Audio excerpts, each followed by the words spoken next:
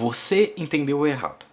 Essa é uma nova série de vídeos que eu pretendo fazer, pegando alguns trechos e perguntas mais comuns da Bíblia que geram questionamentos na mente de vários cristãos, de várias pessoas, né? Descrentes, novos convertidos, até pessoas um pouco mais velhas na fé, e que gera esses ruídos, esses questionamentos e parece que não tem uma resposta, ou a resposta que a pessoa está buscando descobrir ali não parece muito agradável para ela, as coisas parecem que não se encaixam. A ideia dessa série de vídeos é trazer vários desses pontos e mostrar que talvez a resposta seja mais na cara, mais simples de se encontrar do que se imaginava, certo? Vocês vão entender melhor a proposta com este exemplo de vídeo, certo? Que eu vou falar de Moisés e as águas de Meribá, mas, como sempre, os comentários estão abertos, caso vocês queiram participar dessa conversa e colocar os pontos de vocês. E eu acho que é bom reforçar que provavelmente eu não vou falar nada de tão novo. Para quem acompanha várias pregações, pastores tirando dúvidas sobre esses pontos, provavelmente não vai ter algo tão fora da curva. A ideia não é, vou revolucionar a teologia nem nada assim, mas é trazer vários questionamentos bem pertinentes, trazer sim um apanhado de algumas das respostas que eu já vi por aí sendo dadas sobre essas questões e talvez contribuir com algo minimamente novo ali. Então, mesmo que você já saiba a resposta, eu acho que é bom ficar até o final do vídeo e ouvir o que eu tenho a falar, certo? Mas vamos lá, qual que é a questão com Moisés, certo? Uma pergunta que é muito comum quando a gente analisa a trajetória de Moisés é, por que esse cara, Moisés, que fez tudo o que ele fez, guiou o povo para tirar ele da terra do Egito, teve todos os milagres, maravilhas, teve ali todos os momentos em que ele intercedeu pelo povo, que ele conseguiu ali os mandamentos do Senhor, que ele liderou aquele povo e teve muita paciência, até mesmo intercedendo para um povo rebelde, né, contra o Senhor. Por que apesar de tudo isso, por conta de um pequeno erro ali nas águas de Meribá, que aparentemente não parece nada demais, ele deixou de viver a promessa da terra prometida? E nós vemos em vários momentos, principalmente no Antigo Testamento, mas também no Novo, de que essa promessa da terra prometida, que começou lá com Abraão principalmente, é uma grande bênção. Então como pode um servo tão fiel, alguém tão próximo do Senhor como Moisés, por um erro pequeno, não poder viver isso, né? Ele morre ali contemplando a terra prometida, mas não ainda conquistando ela para valer, né? Quem conquista é Josué ali com o povo de Israel. E vamos lá, para a gente entender a resposta para essa pergunta, vamos voltar para o nascimento de Moisés. Porque só de você olhar a trajetória dele, talvez já fique um pouco mais claro que o sentimento que fica de, nossa, Deus parece que é injusto de não dar essa bênção para Moisés para algo pequeno. A gente começa a entender, vendo a trajetória de Moisés, que talvez não seja bem assim. E vamos lá. Quem era Moisés? No começo de Êxodo, nós temos a retomada da história de Israel. Após Gênesis ali, nós temos um certo período de tempo em que o povo do Egito se esquece da identidade do povo de Israel, né, do que havia de parceria no passado entre os povos, e nisso os egípcios subjugam os israelitas. Nós temos ali um certo momento que eles começam a trabalhar, né, em várias obras, como servos e por aí vai, certo? E nisso chega um momento, um fatídico momento, em que não está muito fácil para os israelitas terem filhos. A verdade é que Moisés nasce no contexto em que ele deveria ter sido morto. Mas apesar disso, a mãe dele tem uma pequena estratégia. E com essa estratégia, Moisés para ali no rio, né? Estando ali no rio, um milagre acontece. Uma provisão do Senhor acontece. Onde ele é encontrado pela princesa do Egito, a filha do faraó. E nisso ela percebe que aquela criança precisa ser cuidada e tudo mais. Ela acolhe aquela criança, chama ali, né, uma mãe hebreia para poder cuidar daquela criança. E por coincidência, essa mãe é a própria mãe de Moisés. Acontece toda uma situação para que o que deveria ter sido morte para aquela criança, para aquele bebê, se transforme em vida. Ele, diferente de tantas outras crianças ali naquele contexto, viveu e não só viveu, mas pôde crescer junto da própria mãe. Algo maravilhoso. E sim, chega um momento em que ele cresce, ele precisa ali estar junto da princesa do Egito em si. Então ele tem a vivência hebreia, a vivência israelita, né? Mas também tem a vivência egípcia, a vivência real. Porque não é qualquer tipo de família egípcia, é realmente a linhagem real. Tanto é que muitos, falando da história de Moisés, vão lembrar a respeito do filme, né, O Príncipe do Egito e tudo mais. É um filme muito bom, tem muita coisa que ele acerta, mas como qualquer filme, qualquer obra de ficção, ele exagera e altera alguns detalhes, isso é sempre bom reforçar. Mas é um filme muito interessante porque ele mostra esse lado, que muitas vezes nós não percebemos.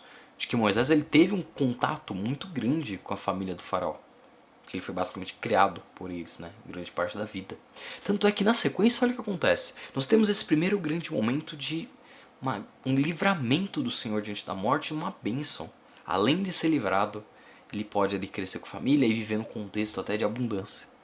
Mas quando ele cresce, Moisés ele percebe finalmente o que o povo dele, né, a mesma etnia dele, as pessoas, os irmãos dele passam ali, toda aquela opressão na terra do Egito. E acontece uma situação em que, de uma forma um pouco premeditada, né, ele deu uma olhadinha ali, tentou entender o contexto que estava rolando, ele mata uma pessoa, ele mata um egípcio, ele se torna um homicida e até mesmo esconde o corpo, ele se torna um criminoso. E ainda achando que o seu pecado tinha sido coberto, ele em breve descobre que outras pessoas viram o crime que ele cometeu. E com isso Moisés foge. Ele foge daquela terra com medo e com uma incerteza do que seria da vida dele. E mais uma vez a misericórdia do Senhor o alcança. E ele pode viver ali afastado, com uma família, cuidando ali dos animais, uma vida pacata e bem próxima do que o povo de Israel viveu na maior parte da história bíblica. Mais uma vez a misericórdia do Senhor cuidou dele. Nesse caso, cuidou apesar do erro de Moisés, certo? Aí eu já vi alguns debates a respeito de mas o que Moisés fez estava certo, estava errado. No meu julgamento, foi um homicídio de qualquer forma, né? Então, pelos vários detalhes que o texto bíblico dá, teve uma premeditação, teve todo um ambiente ali que, né, daria a cadeia, né? Mas pela misericórdia do Senhor, o Senhor protegeu Moisés. E chega um dos momentos mais belos do Velho Testamento. Existem inúmeros, é até difícil poder citar todos. Mas chega um momento em que, procurando um animal perdido, Moisés ele encontra uma sarça ardente. Que poderia ser uma ilusão do deserto ou qualquer coisa assim, mas não. É o próprio Deus, encontrando uma maneira de se manifestar, de conversar com Moisés, de ter um contato mais íntimo e o encarregá-lo daquilo que Moisés nasceu para fazer, por assim dizer. Que a verdade é que toda essa opressão dos israelitas ali na terra do Egito, o Senhor já sabia de tudo aquilo que ia acontecer e havia preparado um libertador, um salvador, por assim dizer, mas não de salvação espiritual, mas um líder para poder guiar aquele povo, retirá-los do cativeiro e eles poderem finalmente viver aquilo que Abraão tanto sonhara. E Moisés, como acho que muitos sabem também, ele não se sentiu digno. Não se sentiu capaz de falar, de argumentar, de convencer, de realmente cumprir essa missão. E nisso, o Senhor de muitas formas capacita ele, afirmando quem ele próprio era, o Deus de Israel, o Eu Sou. Ele capacita Moisés com vários milagres e maravilhas que ele faria diante dos egípcios, com um testemunho contra eles, onde mesmo vendo o próprio Deus se manifestando ali, o coração do faraó se endureceria. E ele também capacita Moisés, começando uma longa jornada de amadurecimento, onde vemos que Moisés, que não se considerava digno, que era um fujão, ele se torna um grande líder. E que não estava sozinho, pois ele consegue ali a ajuda de Arão. Nisso ele volta para a terra do Egito, e também sabemos a história, onde ele de forma firme, né, começa ali a obedecer ao Senhor, e nisso milagres acontecem, mas também as pragas do Egito. O povo de Israel sofre naquele momento, ele vê sim, contempla os grandes milagres e maravilhas, mas também sofre porque o faraó pega mais pesado ali com o povo. E é um momento difícil, mas que ao mesmo tempo mostra as maravilhas que o Senhor fazia a partir da vida de Moisés. E nisso no começo havia até ceticismo, né? Porque os magos ali, feiticeiros, egípcios até tentavam explicar que não, o que ele está fazendo a gente também consegue fazer. Até que chegou o ponto que não conseguiam mais fazer. E se era alguma ilusão de ótica, se era realmente bruxaria, alguma coisa do inferno, o que seja, a verdade é que não importa, porque o que mais importa é reconhecer que Moisés estava do lado do Deus de Israel, do grande Deus criador de todas as coisas. E nisso se cumpre o que o Senhor havia prometido. Chega ali a morte dos primogênitos do Egito, chega a celebração da Páscoa, um momento maravilhoso, lindo. O povo de Israel é poupado, e não só poupado, mas sai dali cheio de riquezas da parte dos egípcios. E quando eles estão saindo, o Senhor os acompanha, os protege, e chega um outro grande momento, que é quando o mar se abre. E quando o mar se abre, o povo passa, que já é algo maravilhoso. Nós vemos também que o Senhor fecha o mar sobre os soldados egípcios e livra verdadeiramente o povo de Israel. A tal ponto que eles até celebram e comemoram ali depois de atravessar o mar. E mais uma vez, pela misericórdia e bondade do Senhor, Moisés viveu o inacreditável. E todo aquele povo junto dele também. E assim começa a peregrinação. Eles passam pelo deserto, muita coisa acontece. E quando chegam na Terra Prometida, bom, a mesma dura cerviz que Moisés acompanhou nessa primeira jornada no deserto se manifesta no seu auge, de certa forma. Eu já vou falar sobre o bezerro de ouro, mas o ponto é que quando eles chegam na Terra Prometida, mandam ali os espias, acontece a situação e que a maior parte do povo tem medo.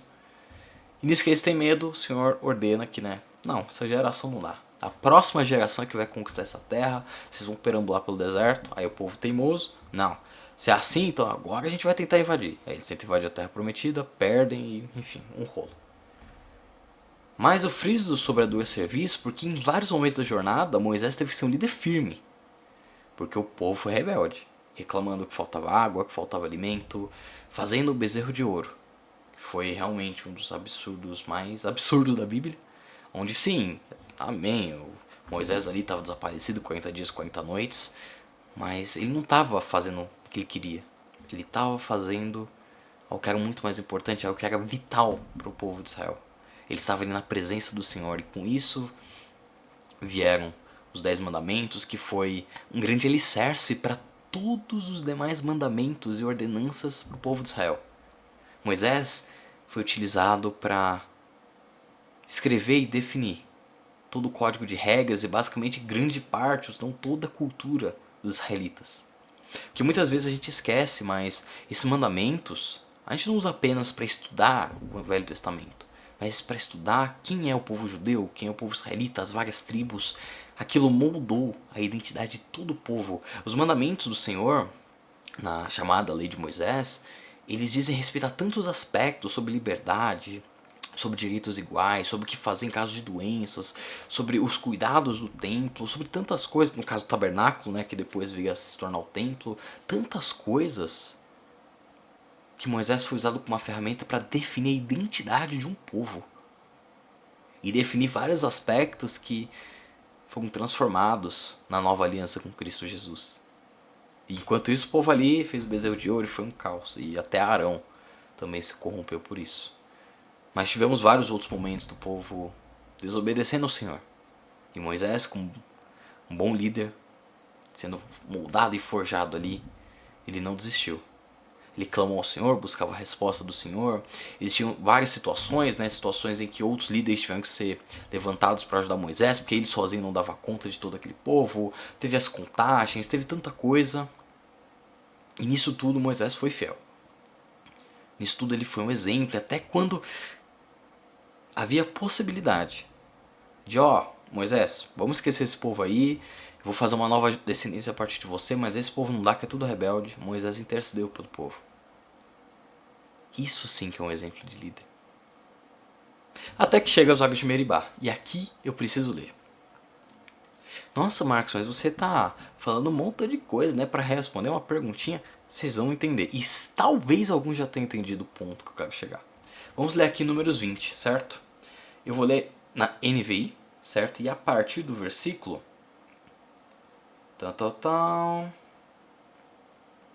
Versículo 7. Números 20, versículo 7. E o Senhor disse a Moisés: pegue a vara e com seu irmão Arão reúna a comunidade, e diante desta fale aquela rocha, e ela verterá água. Ponto muito importante, que o Senhor está ordenando para Moisés e Arão é para ele falar, para ele ordenar para aquela rocha, certo? Beleza, continuando. Vocês tirarão a água da rocha para a comunidade e os rebanhos beberem. Também Só explicando, caso não tenha ficado claro, esse trecho das águas de Meribá diz respeito ao momento em que o povo está com sede. Né? Eles estão com sede, estão reclamando de novo ali, era melhor a gente ter morrido na terra do Egito, ter ficado lá que tinha tudo que a gente queria, não sei o que, enfim. Versículo 9. Então Moisés pegou a vara que estava diante do Senhor, como este lhe havia ordenado. Moisés e Arão reuniram a assembleia em frente da rocha, e Moisés disse: Escutem, rebeldes, será que teremos que tirar a água desta rocha para lhes dar? Então Moisés ergueu o braço e bateu na rocha 2 vezes com a vara. Jorrou água, e a comunidade e os rebanhos beberam. E se a gente parasse aqui, daria a entender que Moisés obedeceu tudo que o Senhor ordenou. A água jorrou, saiu, o povo começou a beber e tranquilo, né? Só que não. Versículo 12. O Senhor, porém, disse a Moisés e Arão: Como vocês não confiaram em mim para honrar minha santidade à vista dos israelitas, vocês não conduzirão esta comunidade para a terra que lhes dou. Essas foram as águas de Meribá, onde os israelitas discutiam com o Senhor, e onde ele manifestou sua santidade entre eles. Vamos só ler esse trecho. Essa história é retomada depois de alguns momentos. Eu acho que em Deuteronômio, por exemplo, quando Moisés está falando com o povo, ele retoma esse ponto, né, do castigo que ele tomou. Mas a gente já vai para Deuteronômio daqui a pouquinho. O que deu de errado aqui? É o que gera essa grande dúvida a respeito de por que Moisés foi punido. Poxa, mas se jorrou água, o povo bebeu, não era exatamente a mesma coisa que estava ali sendo proposta com o Senhor? E não. O grande detalhe é que Moisés não faz exatamente o que foi lhe ordenado. Ao invés de ele falar com a rocha, dele, né, dar aquela ordem, e diante disso, da autoridade que o Senhor havia confiado a Moisés, as águas jorrarem, ele pegou aquela vara, né, a vara dele usada para vários milagres, várias situações ali, e ele bate na rocha. Então, tá, Marcos, mas então é isso? Ele só fez um pouquinho diferente e isso foi pecado? Sim e não. Sim, porque realmente foi essa a grande diferença. Só que o não é o que isso representa diante desse contexto.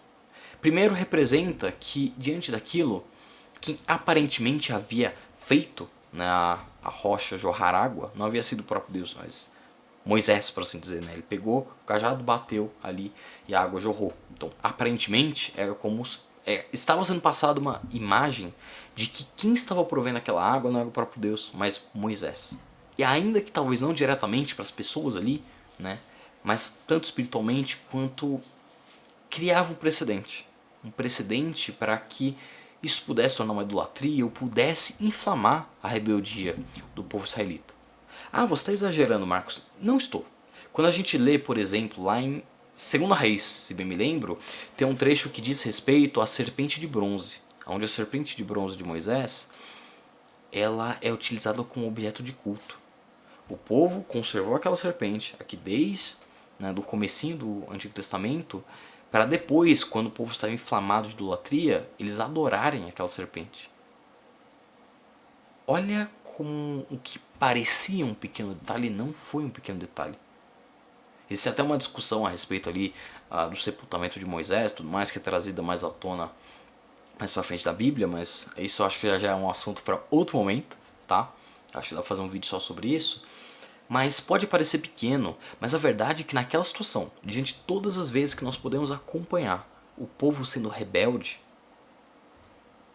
não dava para abrir margem para que a rebeldia do povo fosse inflamada. Poderia parecer pouca coisa, mas não era. Em vários pequenos momentos, como foi o caso ali, né, de Arão ficar sozinho com o povo e nisso surgiu o bezerro de ouro e virar toda aquela bagunça, nessas pequenas ações nós vemos cicatrizes e marcas que só pioraram o que veio acontecer com Israel, da desobediência, deles terem caído em pecado e tantos problemas terem acontecido mais pra frente.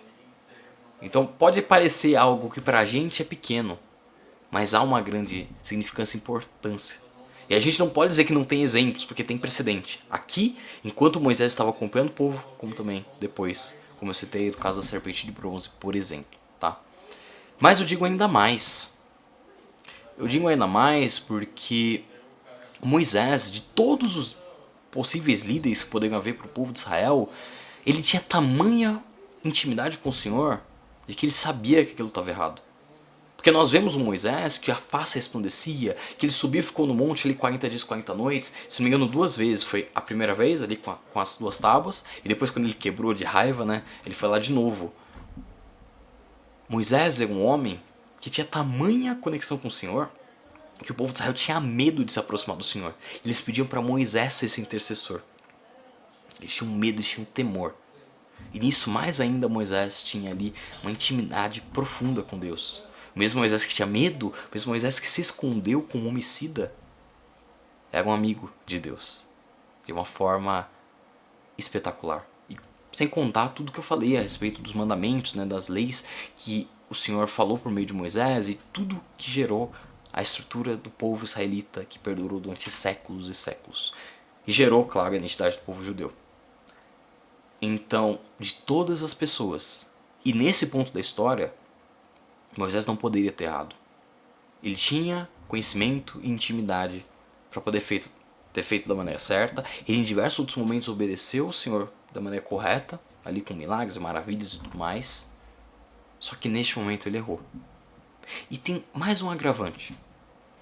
Moisés, por ser liderança, tem um peso maior.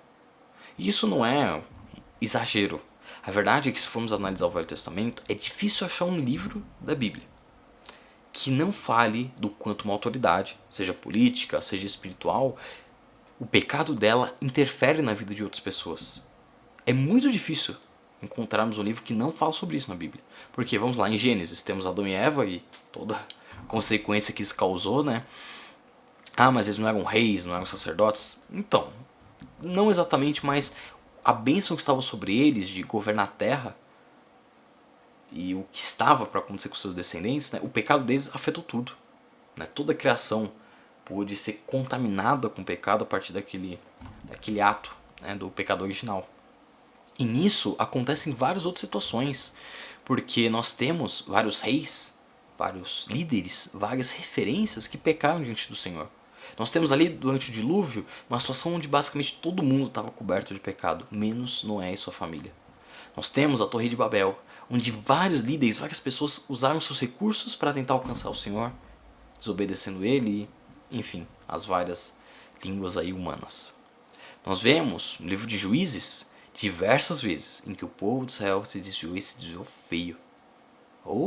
Nossa, Juízes é complicado. E temos até mesmo juízes, os juízes pessoas ali, né, pecando diante do Senhor, como foi o caso de Sansão. Então o próprio juiz, a própria pessoa escolhida pelo Senhor para liderar aquele povo, também estava pecando. Nós vemos ali em 1ª, 2ª Reis, livro de Crônicas, vemos em 1 Samuel, 2 Samuel, vários reis desobedecendo ao Senhor. Até mesmo aqueles que eram os melhores, né, os mais top, tipo Davi, Salomão. Nós vemos em Provérbios, em Eclesiastes, vários questionamentos que pegam bem forte. Alguém que é um rei, que é um líder, que tem algum tipo de importância e influência na vida das outras pessoas. Nós vemos em profetas como Ezequiel, Isaías, Ezequiel, Abacuque, Jonas, o quanto também, novamente, reis e líderes e sacerdotes que se entregam ao Senhor, a bênção, o perdão, a misericórdia alcança eles, mas também os liderados deles. Como também aqueles que estão cobertos do pecado, colhem os frutos do pecado, e esses frutos são espalhados para a vida de quem está debaixo da autoridade, da visão deles. É difícil achar livros da Bíblia que não falem sobre isso. Então Moisés, com toda essa bagagem que ele tinha, o pecado dele tinha consequências graves, espirituais ou não, práticas ou não. Era pegar aquela grande falha do povo de Israel de ser bem desobediente e alimentar aquela chama de desobediência. Aquela chama que viria ano após ano, século após século, líder após líder, a ser uma dor de cabeça e prejudicar eles a viverem e aproveitarem da terra prometida. Então, não, o pecado de Moisés não foi algo pequeno, foi algo muito grande e foi algo que poderia sim ter sido evitado. Mas eu não quero parar por aí, porque isso talvez seja o que você já ouviu em várias pregações. Falta um último ponto e assim eu encerro meu vídeo. Eu nem vi quanto tempo o vídeo já tem de duração. Eu quero ir para Deuteronômio, o último capítulo. no momento em que Moisés vai morrer. Porque depois desse ponto aqui de Números 20, ainda se passa mais um tempo, né? Ainda seriam algumas coisas e tudo mais até verdadeiramente esse ponto, né? E o momento em que Moisés morre é muito significativo. Porque para muitos é esse momento triste, em que, olha, uma coisa pequena fez com que ele não entrasse na Terra Prometida. Mas para mim, na verdade, é um momento muito lindo. Que casa tudo que eu fui falando de Moisés e até muitos detalhes que eu esqueci de falar. Tem tanta coisa para falar, né, de Êxodo, Deuteronômio. E vamos lá, em Deuteronômio 34, eu vou ler a partir do versículo 4. Também estou na NVI. Então, Deuteronômio 34, versículo 4. O capítulo aqui está a morte de Moisés. E o Senhor lhe disse: Esta é a terra que prometi, sob juramento, a Abraão, a Isaque e a Jacó. Quando lhes disse, eu a darei a seus descendentes. Permiti que você a visse com seus próprios olhos, mas você não atravessará o rio, não entrará nela. Moisés, o servo do Senhor, morreu ali, em Moabe, como o Senhor dissera. Ele o sepultou em Moabe, no vale que fica diante de Bet-peor, mas até hoje ninguém sabe onde está localizado o seu túmulo. Moisés tinha 120 anos de idade quando morreu. Todavia, nem os seus olhos, nem o seu vigor tinham se enfraquecido. Os israelitas choraram Moisés nas campinas de Moabe durante 30 dias, até passar o período de pranto e luto. Ora, Josué, filho de Num, estava cheio do espírito, de sabedoria, porque Moisés tinha imposto suas mãos sobre ele, de modo que os israelitas lhe obedeceram e fizeram o que o Senhor tinha ordenado a Moisés. Em Israel nunca mais se levantou profeta como Moisés, a quem o Senhor conheceu face a face, e que fez todos aqueles sinais e maravilhas que o Senhor o tinha enviado para fazer no Egito, contra o faraó, contra todos os seus servos e contra a sua terra. Pois ninguém jamais mostrou tamanho poder como Moisés, nem executou os feitos temíveis que Moisés realizou aos olhos de todo Israel. A verdade é que eu nem precisava ter focado tanto no pecado de Moisés. Só que eu contei da história de Moisés, na verdade só esse trecho responde que a gente entende errado a questão do pecado de Moisés. Sim, foi grave. Foi grave e ele sofreu as consequências disso. Mas nós muitas vezes focamos só em certos aspectos. Nós pensamos, nossa, mas a bênção da terra prometida para o povo de Israel era tão grande e Moisés não viveu, então Deus foi injusto com Moisés. E não, ele não foi.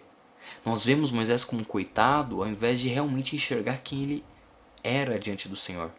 Um servo escolhido com uma grande missão e que ele completou com sucesso. Quando vemos esse trecho, Moisés morrendo, contemplando a terra prometida, nós podemos dizer que ele teve sucesso. O povo saiu debaixo da terra do Egito, né, do domínio egípcio, e viveu coisas maravilhosas, a provisão do Senhor, as roupas que não encolhiam, o alimento, né, o maná que vinha, as codornizes e por aí vai, tantos milagres e maravilhas. O próprio Deus guiando o povo, a construção do tabernáculo, foi toda uma grande jornada, onde Moisés teve vigor até o fim, como está descrito aqui, mesmo tendo 120 anos, onde Moisés foi firme, teve que ter muita paciência, né? Mas foi um grande exemplo de líder. Moisés contemplou tantas coisas maravilhosas e teve uma intimidade com Deus que hoje nós só sonhamos em ter. A verdade é que pensar que Moisés não viveu a promessa da terra prometida, pensar que isso é tudo que tinha na vida de Moisés é um grande erro. Sim, não me entenda mal. Essa bênção é uma bênção maravilhosa e gigantesca. Se alguém diminuir a importância dessa bênção da terra prometida, vai estar pecando, porque a Bíblia é bem direta. Antigo Testamento, Novo Testamento também é retomado em diversos pontos ali, do quanto essa bênção foi maravilhosa. Essa promessa feita a Abraão, que o próprio Senhor disse que não foi entregue porque o povo de Israel era fiel, pelo contrário, foi pela fé de Abraão, pela confiança de Abraão no Senhor, e para expulsar os povos pecaminosos ali daquela terra, que o Senhor entregou essa promessa. É uma promessa gigantesca. Mas nós, pensando nela, pensando na trajetória de Moisés de uma certa forma, esquecemos de enxergá-la por completo. Entender que, sim, o pecado gerou essa consequência. É algo que era para ele ter vivido e ele não viveu. Nós esquecemos de todas as maravilhas, coisas fantásticas que Moisés viveu no meio do caminho. A saúde, o vigor, os milagres, o ser um grande guia, um grande exemplo do povo de Israel, o preparar as novas gerações. No caso aqui ele prepara Oséias, filho de Num. Ué, Oséias? Oséias. Se nós formos ler no livro de Números, nós vemos que Oséias teve seu nome mudado para Josué. Josué tinha outro nome. Mostrando e indicando algo muito presente no Velho Testamento. Quando alguém muda de nome, muda de identidade. Uma nova aliança é feita com o Senhor. Algo novo é entregue. Então, Moisés preparando Josué, ele pode contemplar também uma transformação daquele jovem que necessitaria de força, coragem, fé, de obediência à palavra do Senhor para conquistar a terra prometida. Moisés guiou diversas gerações, aconselhou, ficou com raiva, ele pecou, mas ele também viveu coisas extraordinárias desde que era pequeno, desde que era um bebezinho, desde que cometeu um crime de homicídio, desde que estava ali com a sua vida pacata em família e viu uma sarça ardente. Desde que esteve diante da sua família, sua ex-família, sua família adotiva, egípcia, a realiza. E não com o braço aberto, querendo voltar, que saudades, não. Mas com uma ordem do Senhor: liberta o meu povo. O Moisés que nós estamos falando, ele não era um coitado, ele era um ser humano como todos nós, que tinha muitos erros, foi moldado e transformado. E com tudo isso, ele viveu uma vida de intimidade com Deus, que um dia lá no céu talvez a gente possa perguntar para ele como foi. Hoje nós clamamos por muitas coisas diante do Senhor, e sim, o Senhor opera milagres e maravilhas em diversas áreas. Mas aqui vai um puxão de orelha principalmente para nós pentecostais, né? Pentecostais, avivados, que muitas vezes quando estamos ali orando em línguas, buscando o Espírito Santo, nós esquecemos desse ponto, né? Nós esquecemos disso, do que realmente é mais importante. A bênção, novamente, a bênção do Senhor da terra prometida era super importante, era sem palavras. Mas olhando para a vida de Moisés, eu te pergunto, eu te respondo a sua pergunta com uma pergunta. Você pode me perguntar, não foi injusto isso que aconteceu com Moisés? E eu rebato com uma pergunta. Pelo contrário, não foi gracioso, cheio de graça, a vida que Moisés pôde levar com o Senhor? Então esse momento em que ele morre e é sepultado, o que é para ser uma tristeza, o que muitos julgam como injustiça, eu julgo como algo maravilhoso. A história de um homem que viveu pela graça, que foi um servo fiel, que pôde ser um grande instrumento nas mãos do Senhor, e que o texto encerra dizendo o quanto ele foi um líder muito difícil de se comparar. Né? Vamos pensar em outras figuras bíblicas, nós temos ali Elias, Eliseu, temos Samuel, né? Temos ali Ezequiel, Isaías, Jeremias, mas assim, tanta coisa que Moisés viveu que é difícil comparar. Ele ainda perde, porque tem Jesus. Jesus, né, não tem ninguém que possa ser comparado a ele. Mas vocês entenderam o ponto. Essa grande referência. Então, nós entendemos errado. Moisés não foi injustiçado. Pelo contrário, Moisés devia ter obedecido. Mas ele viu algo maravilhoso, certo? Bom, fica aqui a reflexão, eu acho que eu já falei demais. E se deixar, vocês me conhecem, sabem que eu falaria ainda mais, mas fica este ponto e uma lição final. Que a gente possa enxergar, tanto na palavra do Senhor quanto no nosso dia a dia, as coisas com a lente correta. Às vezes nós enxergamos algo com uma injustiça, porque isso aconteceu, foi injusto. Mas quando paramos para pensar, a nossa conclusão é totalmente diferente. Ao invés de, Senhor, que injusto, eu não consegui a vaga que eu queria, pode se transformar num, Senhor, muito obrigado, porque o Senhor está preparando algo melhor para mim. Muito obrigado, pois mesmo eu falhando nessa oportunidade, o Senhor me consola, o Senhor me abraça, o Senhor me protege. Senhor, muito obrigado. Eu posso não ter conseguido o carro que eu gostaria. Um dia, se o Senhor permitir, eu conseguirei. Mas o que eu tenho hoje, o pão nosso que o Senhor está me dando hoje, eu te agradeço.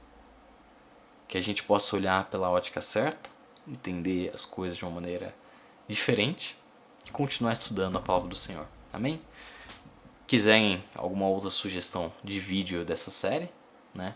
Fica à disposição e comentários abertos fiquem também aí para poder debater e talvez até acrescentar sobre o assunto.